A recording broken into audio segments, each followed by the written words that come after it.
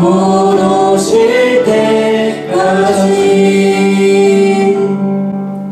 우리 지금 이 시간 하나님 우리 마음을 주관하여 주시옵소서.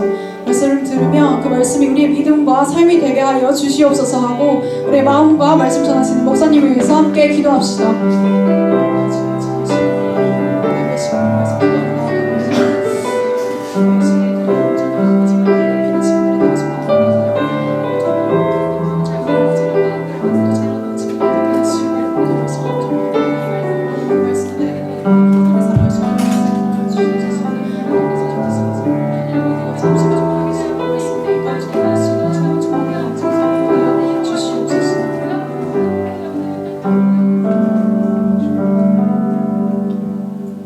전능하사 천지를 만드신 하나님 아버지를 내가 믿사오며 그 외아들 우리 주 예수 그리스도를 믿사오니 이는 성령으로 잉태하사 동정녀 마리아에게 나시고 본디오 빌라도에게 고난을 받으사 십자가에 못 박혀 죽으시고 장사한 지 사흘 만에 죽은 자 가운데서 다시 살아나시며 하늘에 오르사 전능하신 하나님 우편에 앉아 계시다가 저리로서 산자와 죽은 자를 심판하러 오시리라.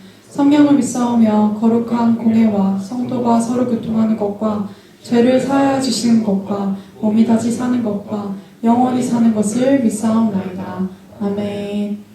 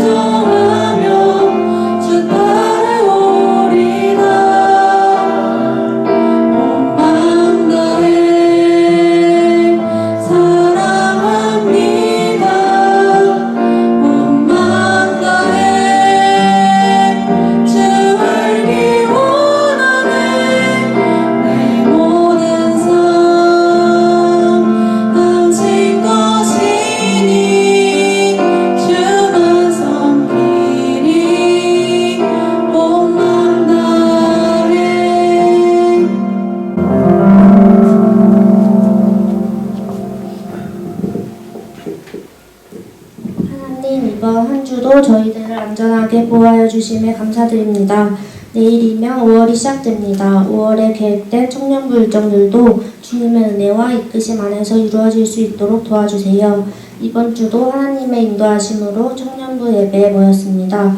오늘 정단영 목사님의 설교 말씀을 통해서 저희 마음 가운데 들어와 주시고 저희 한 사람 한 사람에게 말씀하여 주세요. 오늘 붕괴와 마치는 순간까지 함께하여 주시고 은혜 주실 주님을 기대합니다. 감사드리며 예수님 이름으로 기도합니다.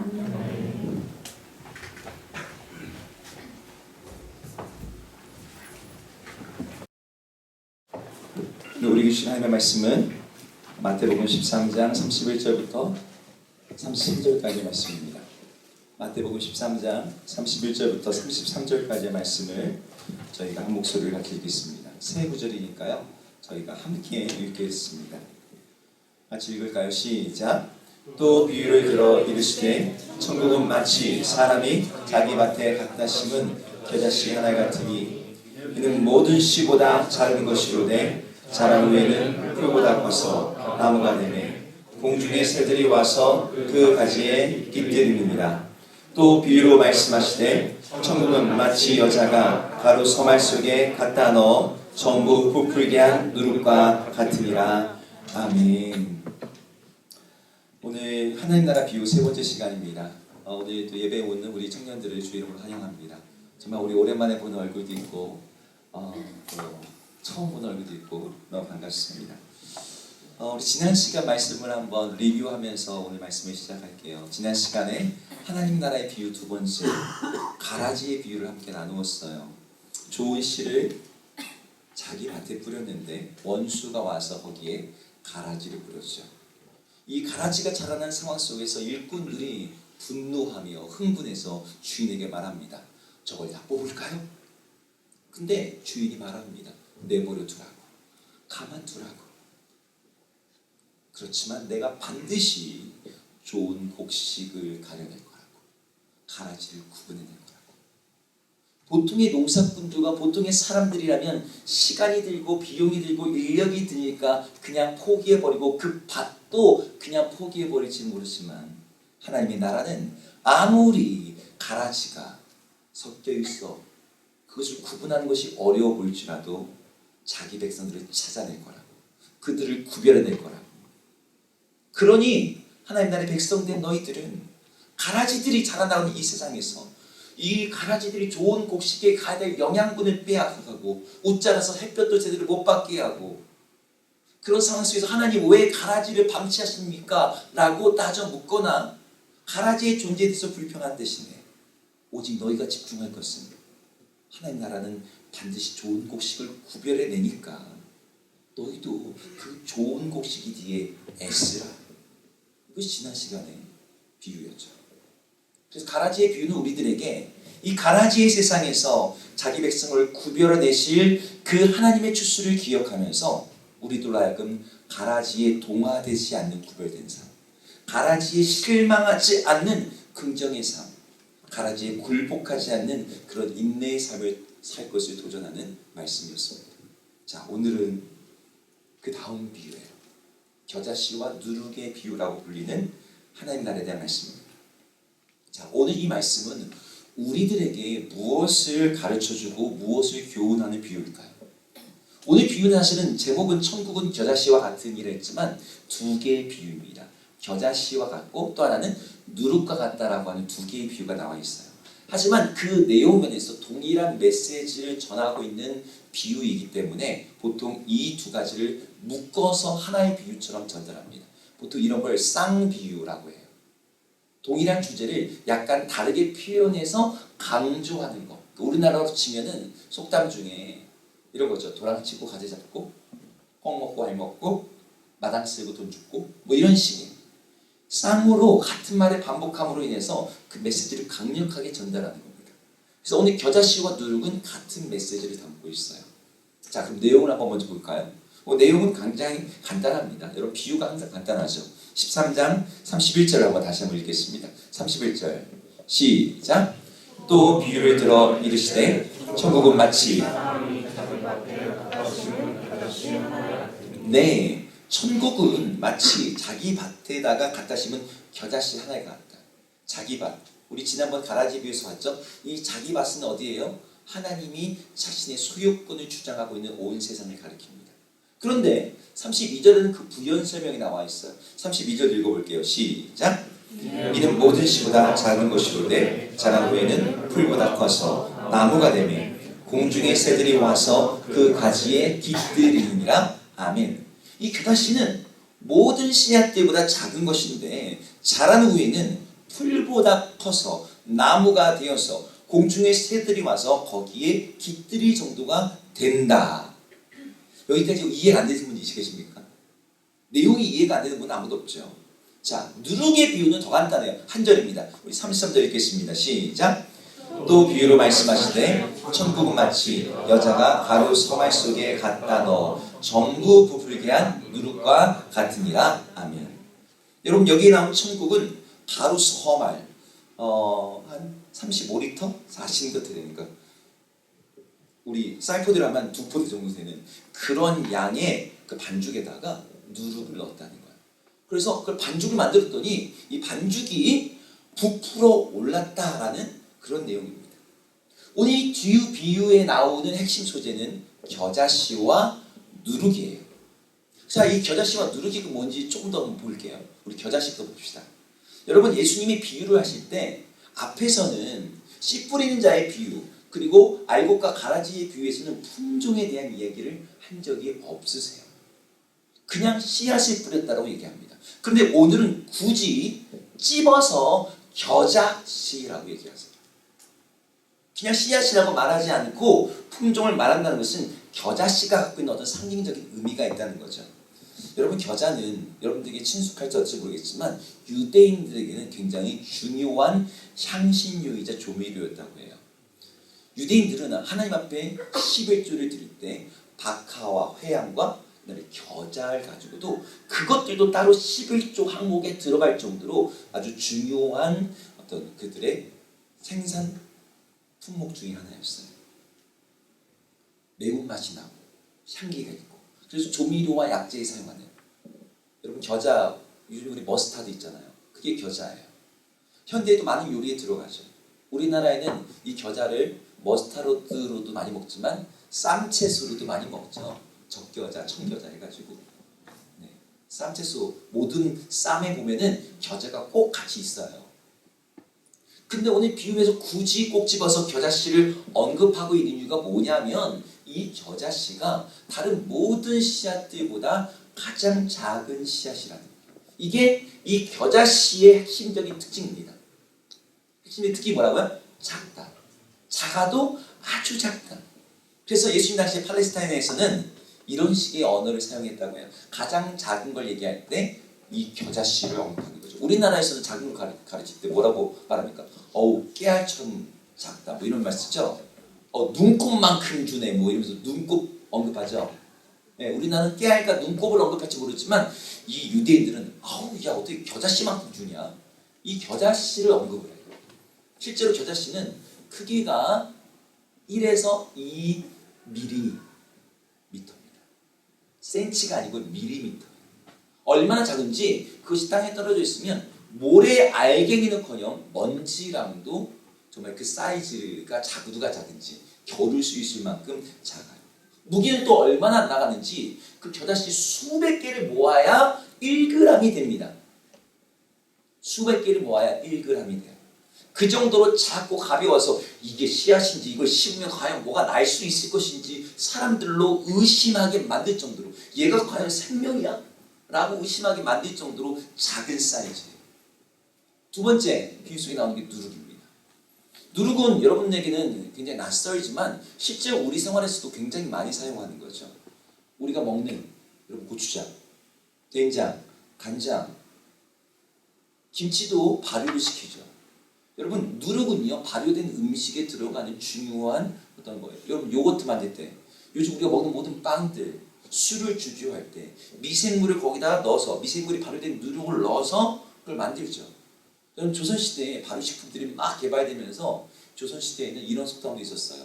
애는 버려도 누룩은 못 버린다. 말이 너무 심하죠. 그만큼 각 집마다 누룩을 소중히 여겼습니다.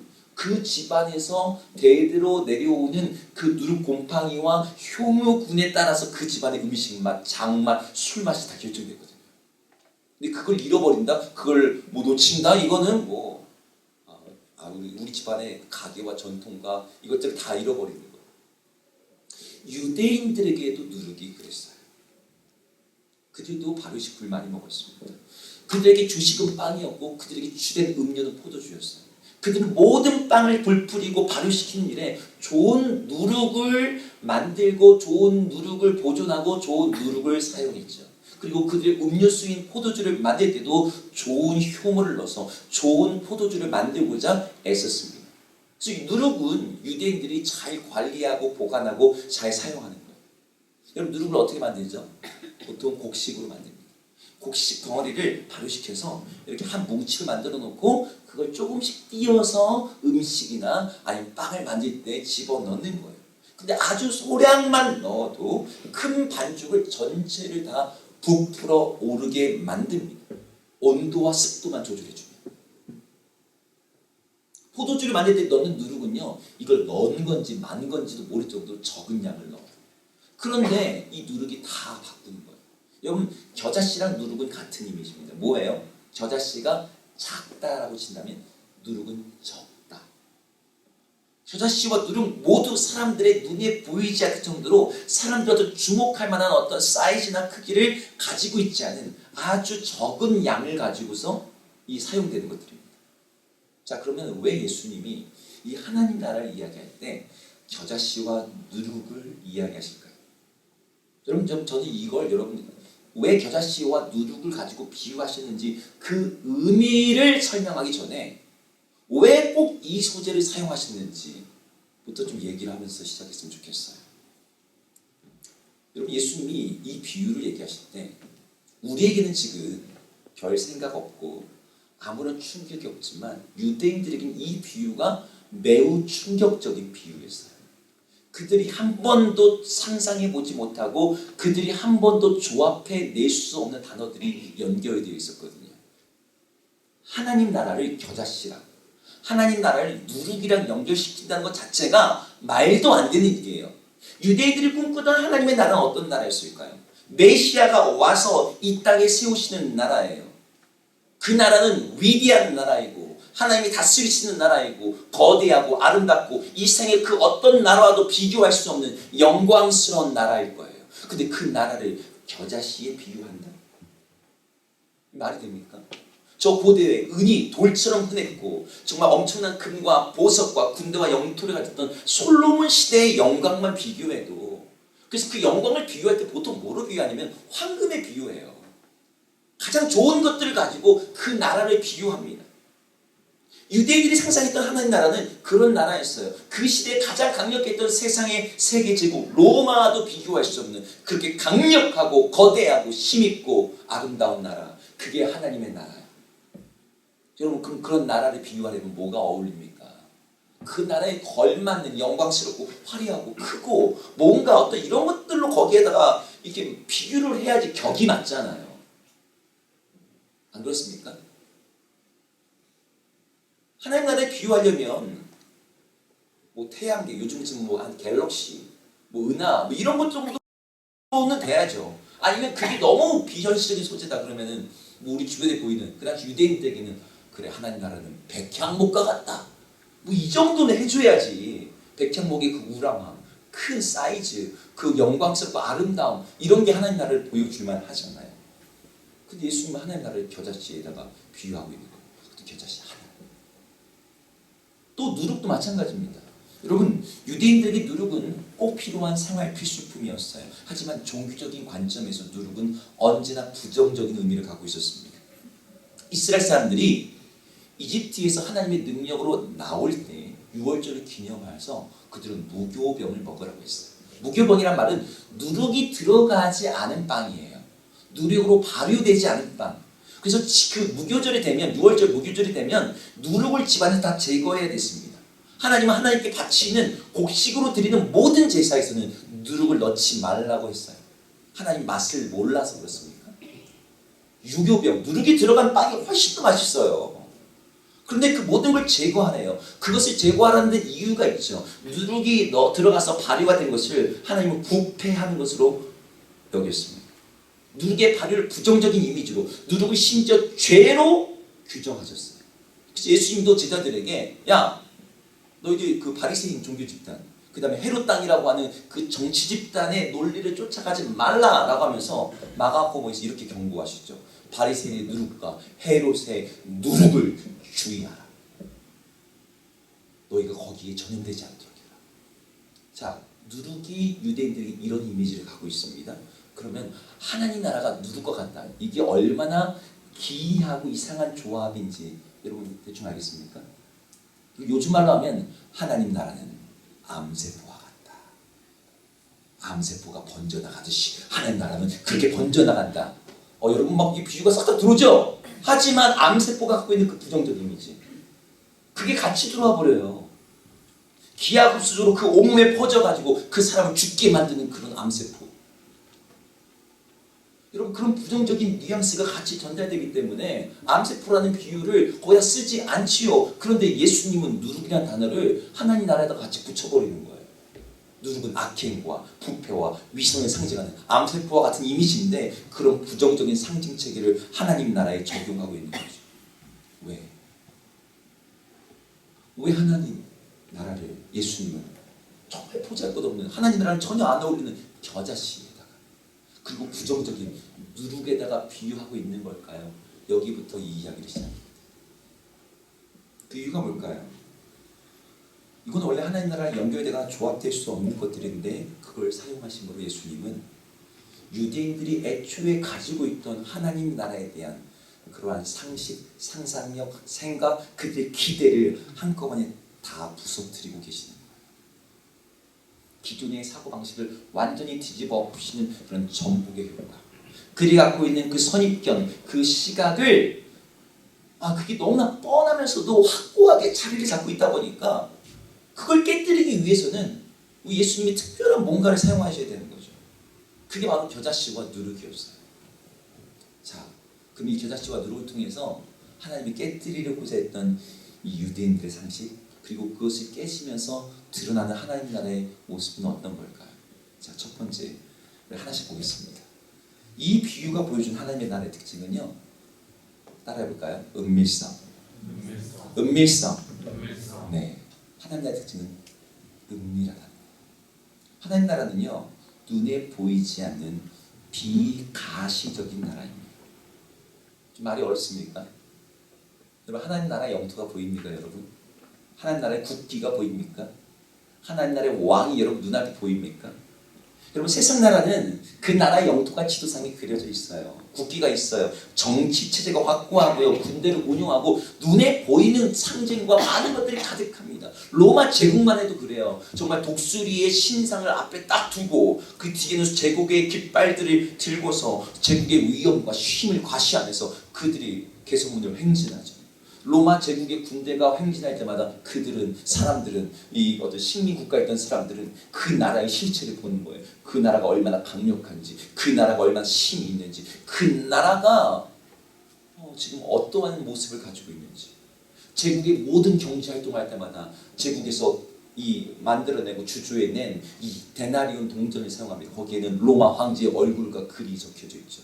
그걸 쓸 때마다 그렇지, 이 로마라는 나라가 이런 나라지 확인하죠. 그럼 지금 우리 시대는 어때요? 미국이라는 나라가 전 세계적으로 존재감을 드러내고 있지 않습니까? 전 세계에 어떤 문제가 발생하고 아니면 분쟁이 일어난 날마다 군대와 무기를 파병합니다. 그들의 통화인 달러를 가지고 모든 결제들이 이루어지고 있어요. 그들의 언어인 영어가 세계 공용어죠. 그들의 문화인 팝, 할리우드 영화, 이런 것들이 전 세계에 퍼져나갑니다. 세상의 나라는요, 자기 존재를 드러내요. 과시해요. 자신의 힘과 능력을 결코 감추지 않습니다. 그런데 하나님 나라는 그러지 않아요. 하나님의 나라는 세상에서는 당연하게 여기는 자기 과시와 영향력, 어떤 그런 것들을 하나도 보여주지 않고 작고 은밀하게 시작합니다. 이게 하나님 나라의 특징이에요. 누구도 겨자씨를 주목하지 않죠. 누구도 겨자씨가 중요하다고 생각하지 않죠. 여러분, 겨자씨를 보면서 감동하거나 막 압도되거나 거기에서 막 이 겨자씨의 힘을 봐라, 뭐 이런 거 느끼는 사람 아무도 없어요. 하나님은 왜 그걸 안 하시죠?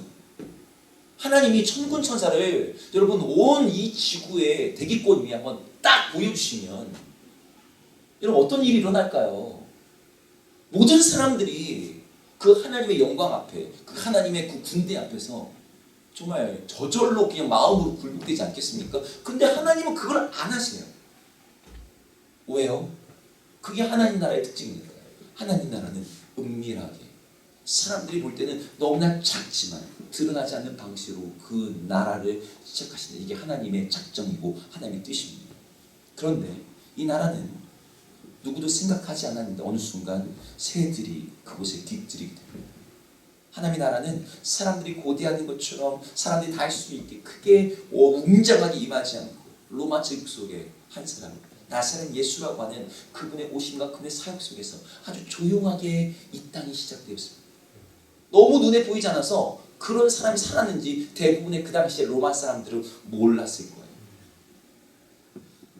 하나님 나라는 사람들의 기대처럼 상상했던 것처럼 크게 임하지 않았어요. 유대인들이 기대했던 그런 나라가 아니었던 거죠.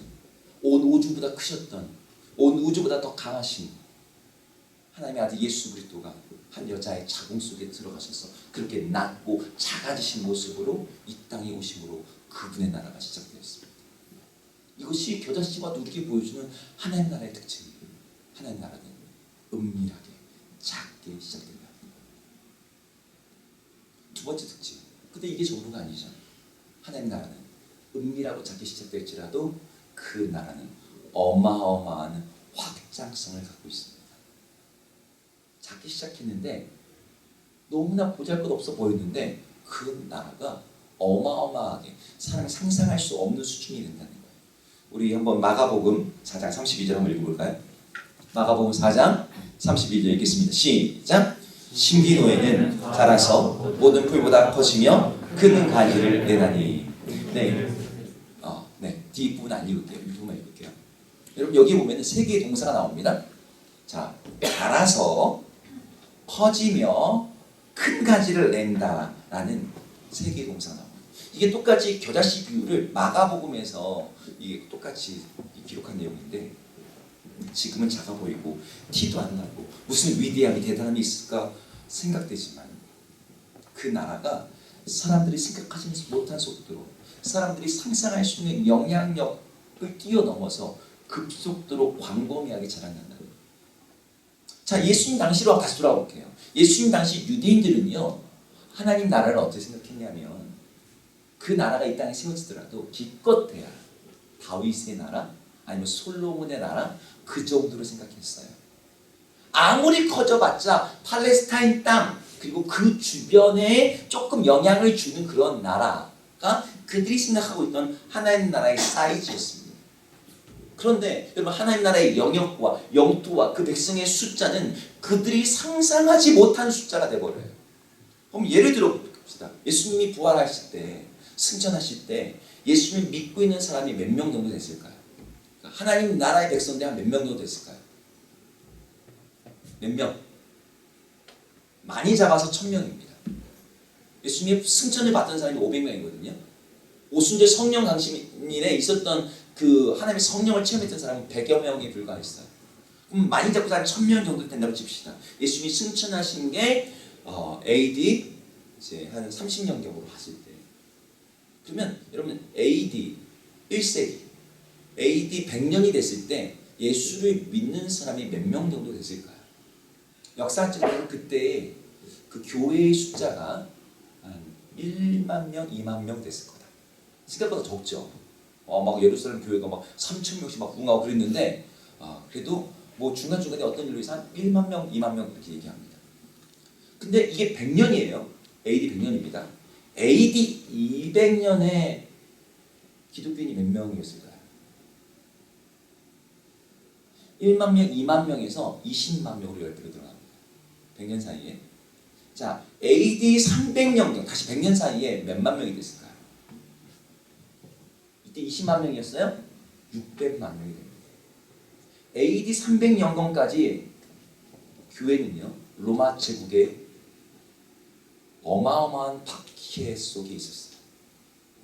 그들이 성장할 조건이 아니었어요.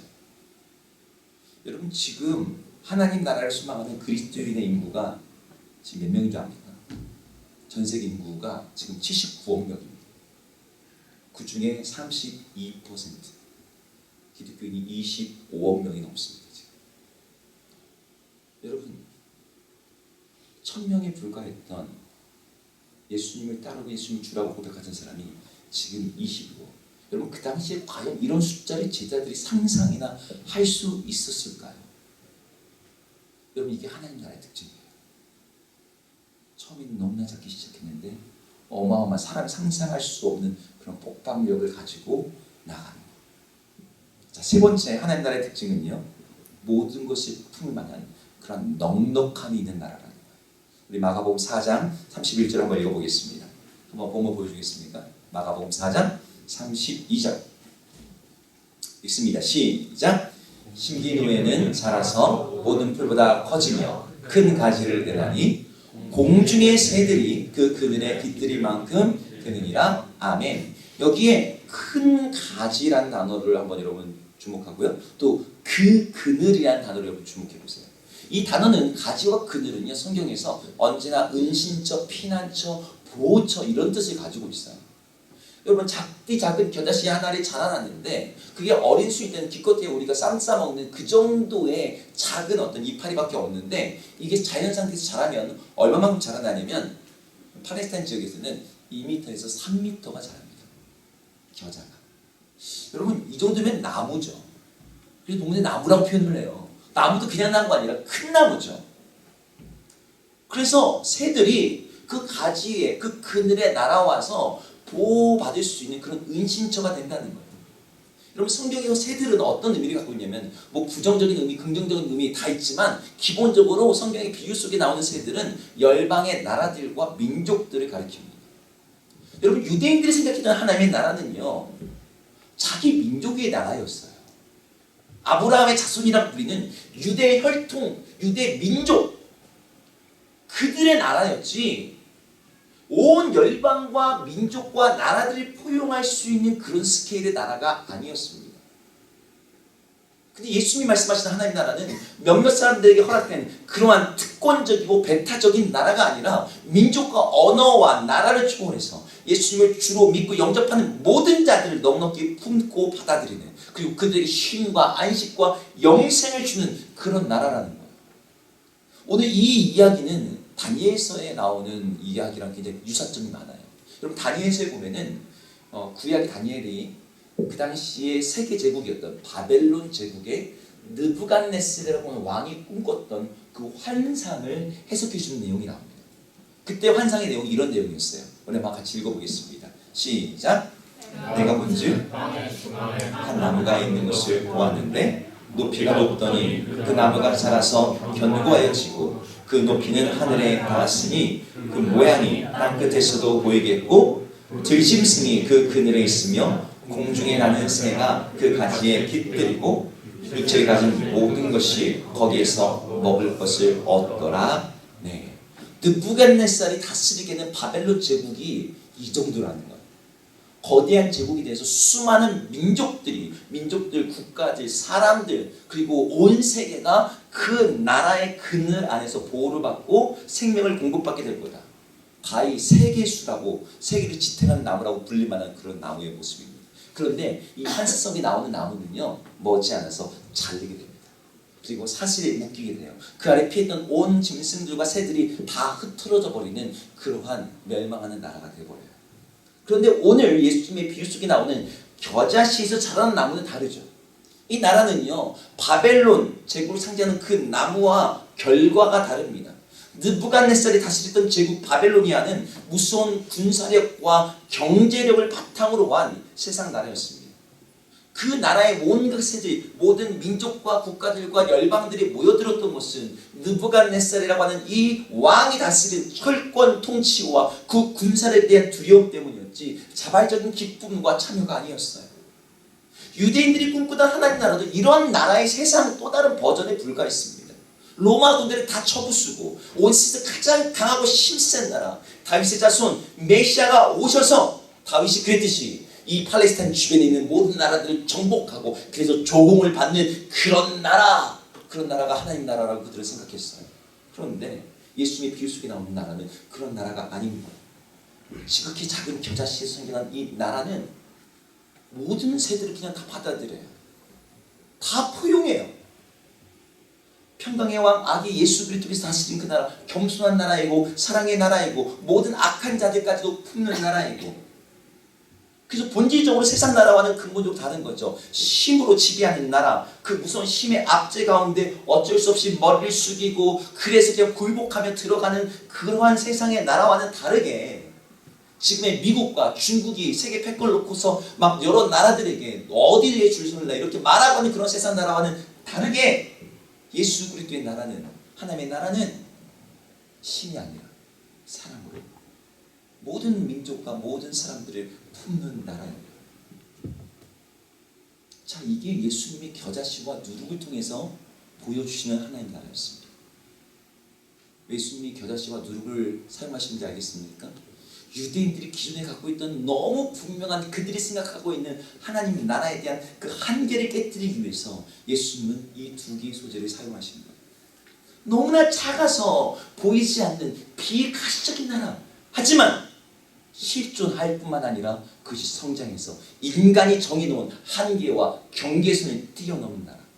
근데 그 모든 것을 뛰어넘으면서도 힘과 폭력이 아니라 사람으로 세상 나라를 전복시키는 나라. 이 나라가 바로 하나님의 나라다. 자, 그러면 이게 지금 우리들에게 지금 나에게 뭔 의미예요? So what? 그래서 어쩌라? 하나님 나라가 그런 나라인데 나보고 어쩌라는 얘기일까요? 우리 청년 여호수아에게 도대체 이 말씀이 우리가 무슨 교훈을 주는 걸까요? 여러분에게 세 가지를 함께 나눴으면 좋겠어요. 첫 번째, 여러분 하나님 나라가 자꾸 은밀하고 눈에 보이지 않지만, 그래서 세상 나라에 비하면 너무 보잘것없어 보이지만 여러분 실망하거나 좌절하지 마세요. 저도 가끔씩 세상에 압도될 때가 있습니다. 내가 하는 일이 무슨 의미가 있나 싶을 때가 있어요. 세상 나라가 너무 거대하고 너무 강해 보이고 무너질 것 같지가 않아. 너무 견고해 보여. 제가 목회자로서 그래도 우리 많은 우리 성도들을 영적으로 이끌어야 되잖아요. 그러면 여러분 다뤄야 될 이슈가 되게 많아요. 물론 챗GPT, AI, 여러분 그런 책들을 읽고 앞으로 이 시대가 어떻게 될 건지 그런 거 보면요 정말 막 가슴이 답답합니다. 네. 아니 이런 세상 속에서 과연 인간의 존엄성을 어떻게 유지하고 지킬 수 있을 것인가? 인간의 삶은 어떻게 될 것인가? 인간에 대한 규정 자체가 완전 달라질 시대가 앞으로 곧 와요. 여러분 그런 시대 속에서 여러분 세상 나라의 이 변화의 속도, 세상 나라가 만들어낸 이 거대한 이 변화들, 거기서 우리는 너무나 미약하고 작아 보이죠. 그 나라의 선두에 있는 사람들, 그 나라의 선두에 있어서 정말 최신 기술과 어떤 그런 것들 갖다가 이끌어가는 사람들. 여러분 그런 나라 앞에서 여러분 우리의 믿음, 우리의 신앙, 우리가 고백하는 하나님 나라, 우리의 주님 너무나 작아 보여요. 주님이 보이지도 않아. 너무 약해 보여요. 그러다 보니까 내가 하나님 나라의 백성이라는 것이 아무런 존재감도 없고 초라하고 자부심이 하나도 안 느껴지죠. 근데 여러분 하나님 나라는 지금 비록 저 자신 하나처럼 보일지라도 여러분 그 나라는 자라납니다. 그 나라에는 한계가 없습니다. 그 나라에는 경계가 없어요. 그 나라는 온 우주를 뒤덮게 될 거예요. 그 나라는 세상 나라가 스스로 자멸하고 멸망하고 있는 그러한 상황 속에서 그 나라의 존재감을 점점 드러내는 거예요. 여러분 그러니 우리들은 그 나라의 백성으로서 여러분 세상의 변화와 세상의 크기에 여러분 압도당하지 마세요. 제가 중국에 갔을 때 벌써 10몇 년 전인데도 처음에 가서 너무 놀랐어요. 이 사람들의 규모가 달라. 사이즈가 달라. 우리 청년 한 명이 중국인 친구들 여러 명이랑 교제를 하는데 부모님 뭐 하시냐 이렇게 서로 물어보잖아요. 근데 그 한 친구한테 물어봤더니 너희 부모님 뭐 하셔? 그냥 작은 건축하셔. 우리가 생각하는 작은 건축은 빌라 정도 짓고 뭐 해봤자 상가 짓고 이런 거잖아요. 작은 건축하시는데 알고 봤더니 그쪽 그 광주시에 10만 채의 아파트를 짓고 있어요. 작은 건축.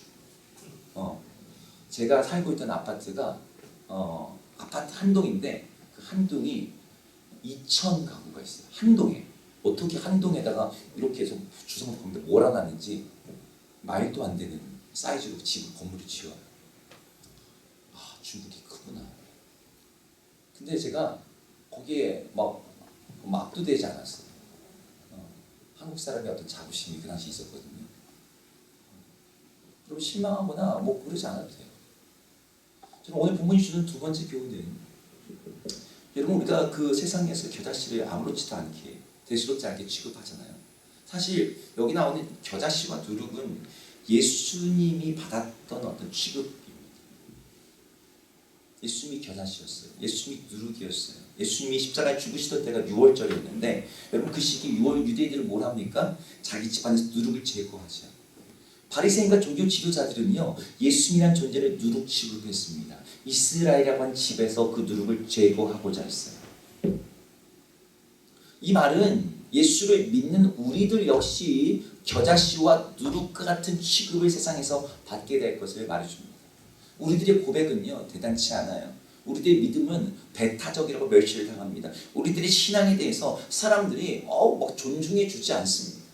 예수를 믿는 것이 그냥 실력 없고 능력 없는 사회 도태자들, 루저들, 아웃사이들이 정말 정신 승리하기 위해서 그냥 지네들끼리 그냥 믿는 그런 거 아니야? 이게 세상에서 요즘 한국에서 기독교를 바라보는 어떤 시각인 거예요. 근데 여러분 겨자씨 같은 그 예수님이 누구십니까? 여러분 예수님이 이 땅에 하나님 나라를 가져오시는 분이에요.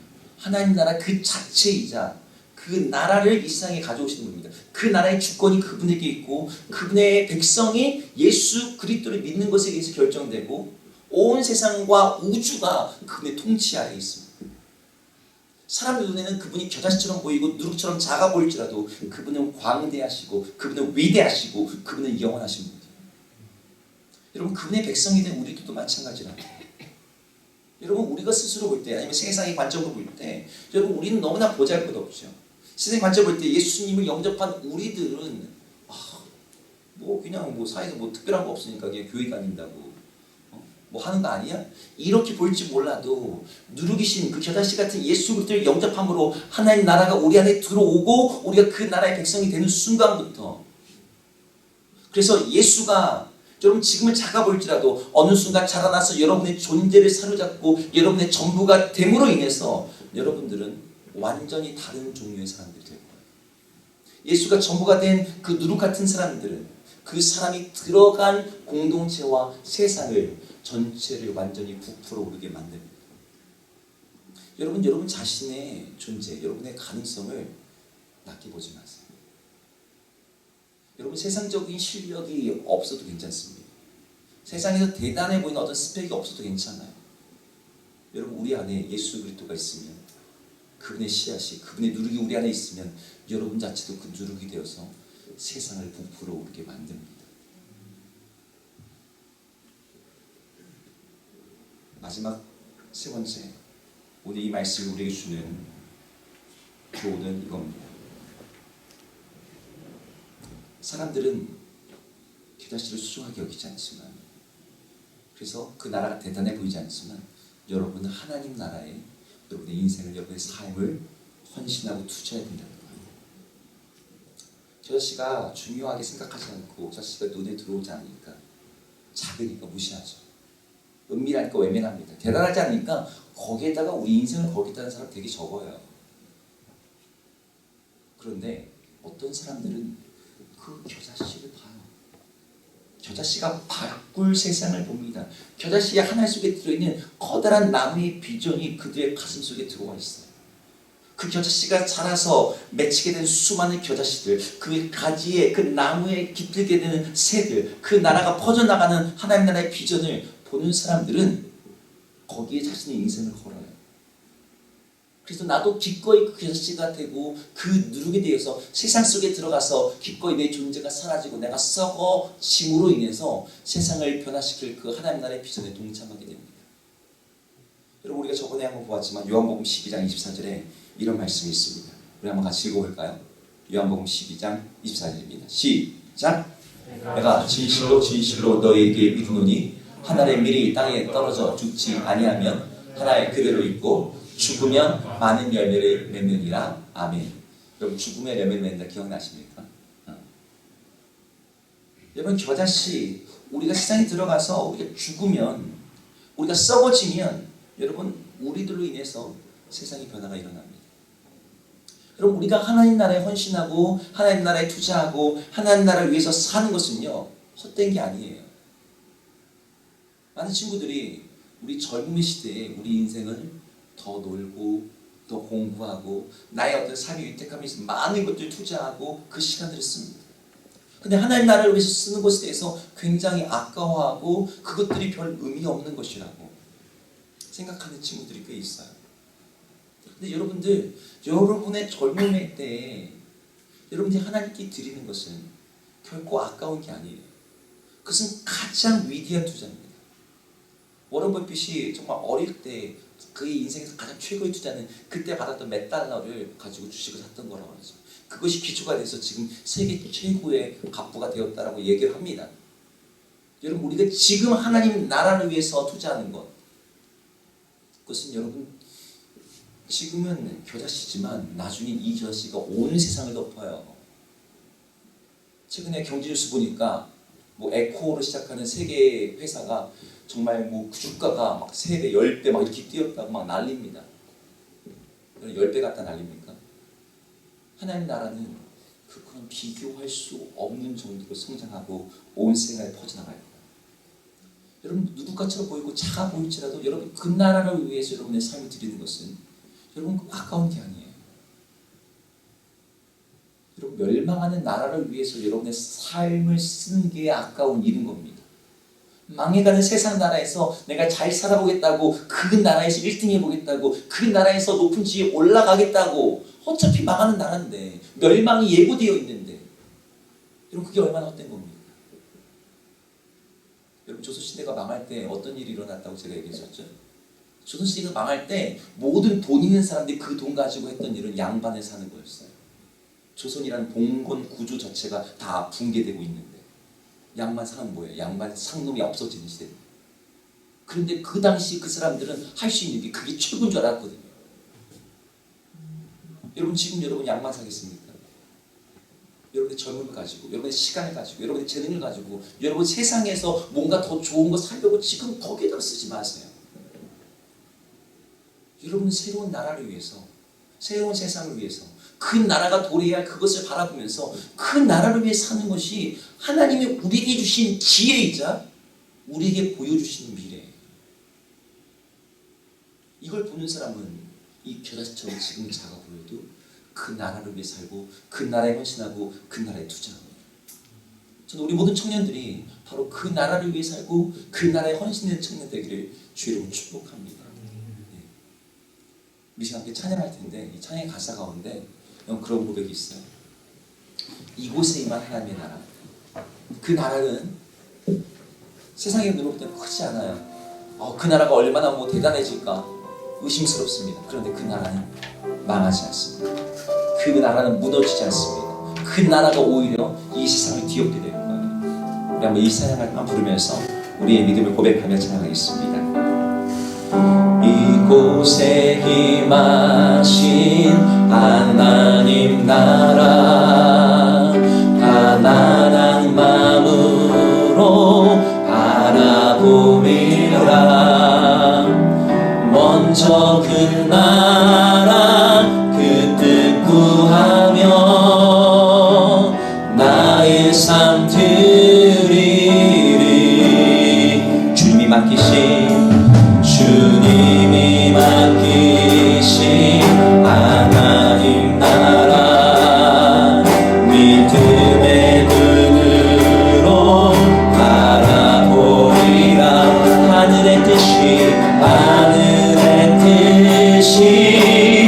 이 땅 가운데 완성될 그날까지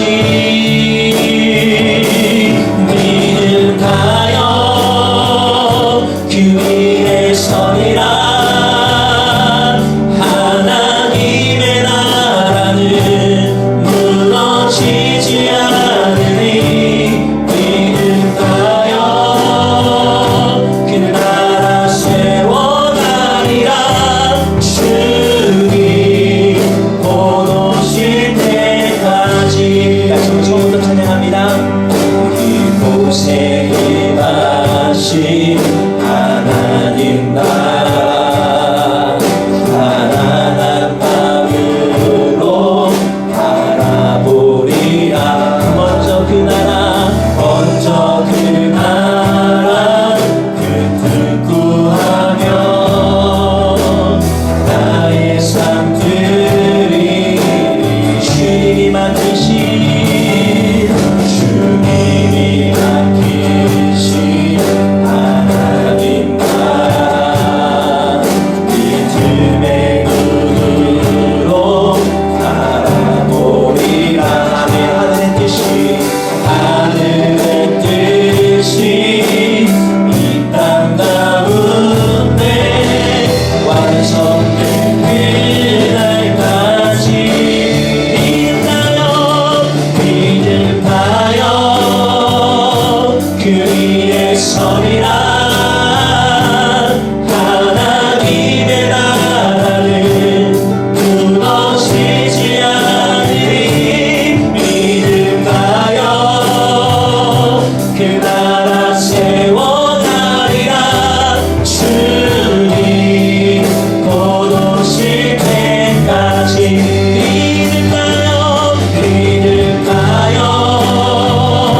그 위에 서리라.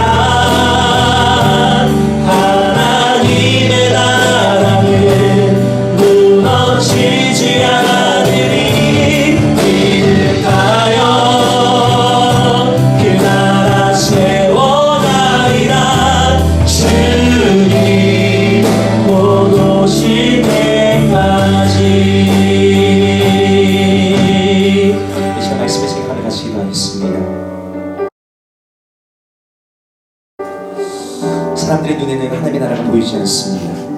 사람들의 눈에는 하나님의 나라가 겨자씨처럼 너무나 작고 보잘것없어 보입니다. 하나님 그 나라가 이 땅의 어떤 거대한 세상 나라에 비교하면 정말 훅 불면 날아가 버리는 그렇게 연약하고 보잘것없는 것처럼 보입니다. 그러나 우리 하나님께서 우리에게 믿음의 눈을 열어주시면 그 나라가 어떻게 될지를 보는 사람들이 생깁니다. 믿음의 눈으로 바라본 자들에게는 세상 사람들은 그저 겨자씨 하나이지만 그들의 눈에는 온 세상을 뒤엎는 위대한 나라가 보입니다.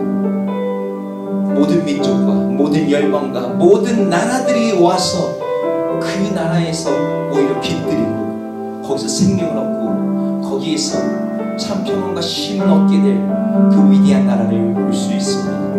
우리 이제 기도할 때 하나님 우리의 눈을 열어주십시오.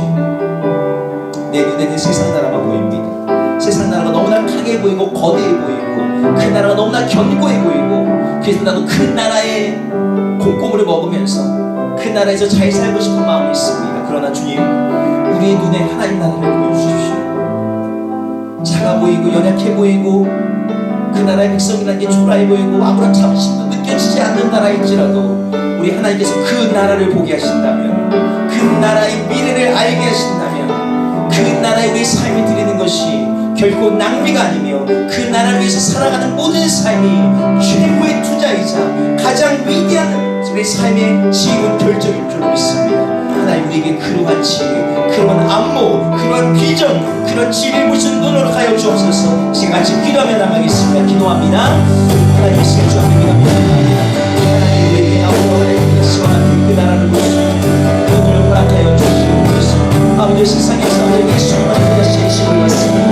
눈과 같은 지금을 받습니다. 아무것도 아니고 적다고 그것이 무슨 시이냐고 그것이 무슨 세상을 바꾸냐고 아니 그런 평가를 받습니다. 그러나 우리 주님 아버지 그 나라를 아버지 이 세상 가운데 뻗어 나가시며 그 나라와의 이 세상을 아버지 뒤집어보게 하시며 하나님 그 나라가 아버지 이 땅 가운데 임하고 있습니다. 그 나라의 땅이 이미 시작되었습니다. 그 나라가 이 온 세상을 뒤엎고 있습니다. 하나님 정말 이루지 않습니다. 바로 그 나라를 위해서 살아가게 하여 주옵소서. 그 나라의 백성으로서 그 나라를 위하여 우리 삶을 드리며 우리 시간을 드리며 우리 힘을 드리며 우리 모든 것을 드리며 나가는 우리 자신에게 하여 주시옵소서. 귀하옵나이다. 하나님 그 나라의 백성인 것이 우리의 기쁨이요 우리 자랑이요 우리 지혜요 우리 능력이요 우리의 자산이요 우리 하늘의 싸움 보석이 되게 하여 주시옵소서. 하나님 그 나라를 알지 못한 세상에 있었던 것이 우리를 건져주시옵시고 하나님 우리 눈이 없는 세상에 반짝거리는 것과 세상의 거대한 것을 용나고 형통하지 않게 하여 주시옵소서. 자랑지라도 은밀할지라도 그 나라 하나님의 나라 하나님이 이 땅 가운데 완전히 이루신 그 나라를 볼 수 있는 위대한 환상을 우리에게 허락하여 주시옵소서. 하나님 이 시간 말씀 앞에 주님께 구하기는 하나님 우리의 눈을 열어주시기를 원합니다. 우리가 가난한 마음으로 믿음의 눈으로 우리 하나님께서 이 땅 가운데 시작하시는 그 주님의 나라를 볼 수 있기를 원합니다. 하나님 세상 사람들은 보지 못하고 있습니다. 세상 사람들을 알지 못하고 있습니다. 세상 사람들이 여전히 세상 나라의 더 높은 자리에 올라가 있다고 경쟁하고 있습니다. 그러나 그 모든 나라를 뒤집어 볼 하나님의 나라가 이미 시작되었으며 그 나라가 지금 퍼져나가고 있으며 그 나라가 이제 곧 마침내 온 땅 가운데 도래할 것입니다. 하나님 우리가 그 나라의 백성으로서 바로 그 나라를 위해 살게 하여 주옵소서. 겨자씨처럼 작아 보일지라도 바로 그 작을 때에 우리의 삶을 우리의 시간을 우리의 재능을 우리의 인생을 주님께 드림으로 말미암아 나의 삶의 가장 큰 능력이요 가장 지혜로운 선택이요 나의 가장 큰 보석이라고 그 나라를 기꺼이 정말 자랑스럽게 증거할 수 있는 그래서 그 마침내 그 나라가 왔을 때 그 나라에서 정말 해와 같이 달과 같이 별과 같이 빛나는 우리 모든 청년 여호수아 되게 하여 주시옵소서. 그 나라를 볼 수 있는 눈을 주실 그 주님을 바라봅니다. 이제 우리 주 예수 그리스도의 은혜와 아들 레오시까지 사랑하신 하나님의 사랑하심과 우리 안에 교통 내주하시는 성령님이 없습니다. 지금은 겨자씨 와두룩처럼 작아 보일지라도 그 나라를 이 세상을 뒤엎는 위대한 나라로 만드실 그 하나님 나라의 비전을 보며 그 일에 위해 삶을 드리고 기꺼이 헌신하기를 원하는 우리 모든 청년들을 위해 그들의 진로와 그들의 인생 모든 것 위에 이제부터 영원토록 함께 있을지어다. 아멘.